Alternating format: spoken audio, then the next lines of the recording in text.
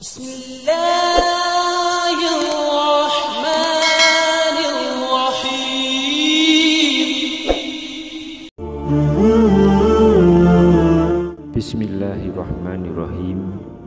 Assalamualaikum warahmatullahi wabarakatuh. Syukur alhamdulillah kita masih berjumpa kembali di channel ini. Sholawat dan salam selalu dan tetap tercurahkan kepada junjungan kita Nabi besar Muhammad sallallahu alaihi wasallam. Semoga kita semua mendapatkan syafaat beliau di akhirat kelak. Allahumma sholli ala sayyidina Muhammad wa ala ali sayyidina Muhammad. Harapan dan doa saya semoga saudaraku semuanya selalu diberikan kesehatan, dimudahkan rezekinya, diampuni dosa-dosanya, serta dipanjangkan umurnya, dan segeralah menuliskan sholawat dan hajat kalian di kolom komentar supaya bisa kita aminkan bersama. Insya Allah semua permohonan dan hajat kalian semua segera diijabah oleh Allah Subhanahu wa Ta'ala. Amin ya rabbal alamin. Sahabat beriman yang dirahmati Allah, sholat tahajud adalah sholat sunnah yang dikerjakan pada malam hari sesudah mengerjakan sholat isya hingga terbitnya fajar, dengan kondisi sesudah tidur meskipun hanya sebentar. Sholat tahajud dapat dikerjakan dengan rakaat yang tidak terhingga, dan waktu yang paling dianjurkan untuk mengerjakan sholat tahajud adalah di sepertiga malam, yaitu setelah setengah malam hingga masuk waktu subuh. Hukum mengerjakan sholat tahajud adalah sunnah muakkad, yaitu ibadah sunnah yang sangat dianjurkan untuk diamalkan. Sedangkan perintah mengenai sholat tahajud dijelaskan oleh Allah Subhanahu wa Ta'ala dalam Quran surat Al-Isra ayat 79. Wa minal laili fatahajjat bihi nafilatan lak asa ayyab asaka rabbuka maqama mahmudah, yang artinya pada sebagian malam lakukanlah sholat tahajud sebagai suatu ibadah tambahan bagimu. Mudah-mudahan Tuhanmu mengangkatmu ke tempat yang terpuji.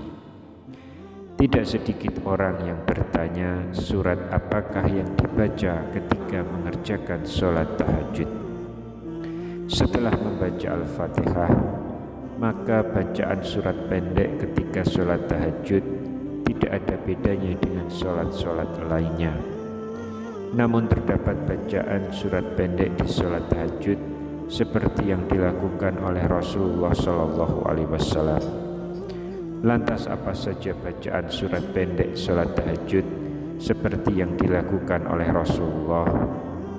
Sahabat beriman yang dirahmati Allah, kriteria utama surat yang dibaca oleh Rasulullah adalah surat-surat yang ringan. Adapun ukuran untuk surat ringan ini sangat subjektif untuk masing-masing orang. Ketentuan untuk membaca surat yang ringan ini seperti yang difirmankan oleh Allah melalui Quran surat Al-Muzammil ayat 20, yang artinya sesungguhnya Tuhanmu mengetahui bahwa engkau Nabi Muhammad berdiri sholat kurang dari 2/3 malam, atau 1/2 malam, atau 1/3-nya, dan demikian pula segolongan dari orang-orang yang bersamamu. Allah menetapkan ukuran malam dan siang. Allah mengetahui bahwa kamu tidak dapat menghitungnya secara terperinci waktu-waktu tersebut, sehingga menyulitkanmu dalam melaksanakan sholat malam. Maka Dia kembali memberi keringanan kepadamu. Oleh karena itu, bacalah ayat Al-Quran yang mudah bagimu. Dia mengetahui bahwa akan ada di antara kamu orang-orang yang sakit, dan yang lain berjalan di bumi mencari sebagian karunia Allah, serta yang lain berperang di jalan Allah. Maka bacalah apa yang mudah bagimu darinya atau Al-Quran.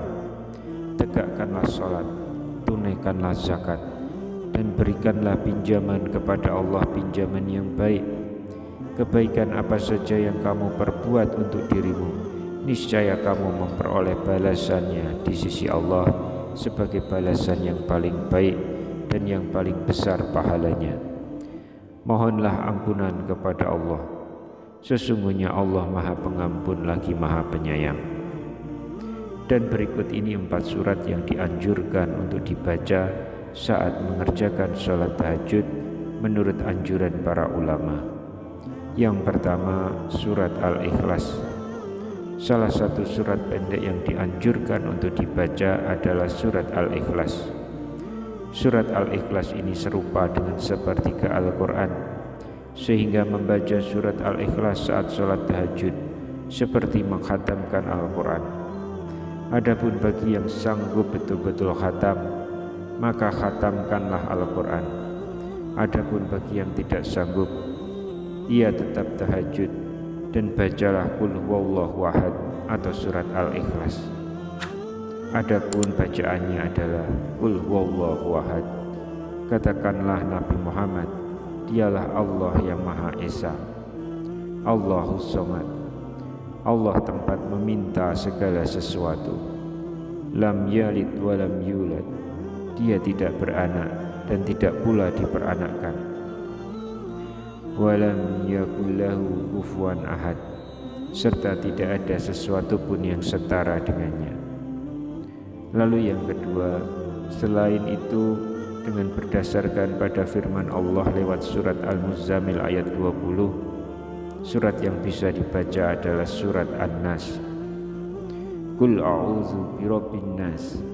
Katakanlah, aku berlindung kepada Tuhan manusia, Malikin nas, Raja manusia, Ilahin nas, sembahan manusia, min syarril waswasil khannas, dari kejahatan setan pembisik yang bersembunyi, alazi waswisu fi sudurin nas, yang membisikkan kejahatan ke dalam dada manusia, minal jinnati wan nas, dari golongan jin dan manusia. Lalu yang ketiga, surat Al-Falaq. Qul a'udzu birabbil falaq. Katakanlah, aku berlindung kepada Tuhan yang menjaga fajar atau subuh. Min syarri ma khalaq, dari kejahatan makhluk yang Dia ciptakan. Wa min syarri ghasikin iza waqab, dari kejahatan malam apabila telah gelap gulita. Wa min syarrin nafasati fil uqad, dari kejahatan perempuan-perempuan penyihir yang meniup pada buhul-buhul talinya. Wa min syarri hasidin iza hasad, dan dari kejahatan orang yang dengki apabila dia dengki. Yang keempat adalah surat Al-Humazah. Wailul likulli humazatil lumazah, celakalah setiap pengumpat lagi pencela. Alazi jama'a mala wa addadah, yang mengumpulkan harta dan menghitung-hitungnya. Yahsabu anna malahu ahladah, dia manusia mengira bahwa hartanya dapat mengekalkannya. Kalla la yumbazanna fil hutamah, sekali-kali tidak, pasti dia akan dilemparkan ke dalam neraka hutamah. Wa ma adraka mal hutamah, tahukah kamu apakah neraka hutamah? Narullahil muqadah, ia adalah api azab Allah yang dinyalakan. Alati tatali'u alal afidah, yang membakar naik sampai ke hati. Innaha alaihim muqsadah, sesungguhnya api itu tertutup rapat sebagai hukuman atas mereka. Fi amadin mumaddadah, sedangkan mereka diikat pada tiang-tiang yang panjang. Surat ini menggambarkan celakalah orang yang mengumpulkan harta dan menghitung-hitungnya, dan sesungguhnya harta itu tidaklah kekal. Sahabat beriman yang dirahmati Allah, itulah 4 surat pendek yang dianjurkan untuk diamalkan menurut para ulama, yang pada intinya supaya siapapun dapat mengamalkan sholat tahajud ini tanpa sedikit pun menyusahkan dan memberatkan bagi yang mengerjakannya. Semoga Allah Subhanahu wa Ta'ala selalu memudahkan urusan setiap hamba yang ingin mendekat padanya. Wallahu a'lam bishawab. Demikian yang bisa saya sampaikan di kesempatan kali ini. Semoga dapat memberi manfaat untuk kita semua. Amin ya rabbal alamin. Wassalamualaikum warahmatullahi wabarakatuh.